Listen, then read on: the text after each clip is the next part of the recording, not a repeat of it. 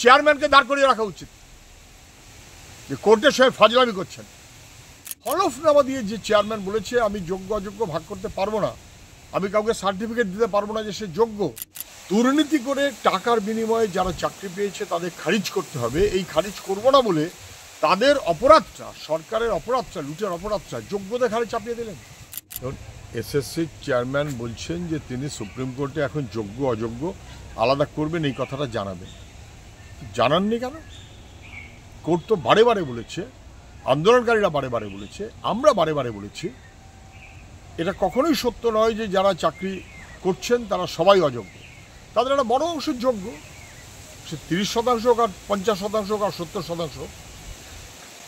দুর্নীতি করে টাকার বিনিময়ে যারা চাকরি পেয়েছে তাদের খারিজ করতে হবে, এই খারিজ করবো না বলে তাদের অপরাধটা, সরকারের অপরাধটা, লুটের অপরাধটা যোগ্যদের ঘাড়ে চাপিয়ে দিলেন। হলফনামা দিয়ে যে চেয়ারম্যান বলেছে আমি যোগ্য অযোগ্য ভাগ করতে পারবো না, আমি কাউকে সার্টিফিকেট দিতে পারবো না যে সে যোগ্য, এতদিন কেন প্রতারণা করেছেন? কেন যোগ্য ছেলে মেয়েদের সঙ্গে প্রতারণা করলেন? কেন তাদের বিপদের মধ্যে ফেললেন? আজকে বলছেন সুপ্রিম কোর্টে গিয়ে জমা দেবো। এই সমস্ত দায়টা এসএসসি এবং রাজ্য সরকারের। তাদের অপদার্থতা এবং অপরাধের জন্য সাধারণভাবে যোগ্য বহু ছেলে মেয়ে তারা বঞ্চিত হবে, এটা কখনো হতে পারে না। কিন্তু চেয়ারম্যানকে দাঁড় করিয়ে রাখা উচিত যে কোর্টের সঙ্গে ফাজলামি করছেন, নেতাদের কথা শুনে কোর্টের সঙ্গে ফাজলামি করে, আর যারা যোগ্য যুবক তাদের 12টা বাজাবার চেষ্টা করছেন, এ কখনো মেনে নেবে না কেউ।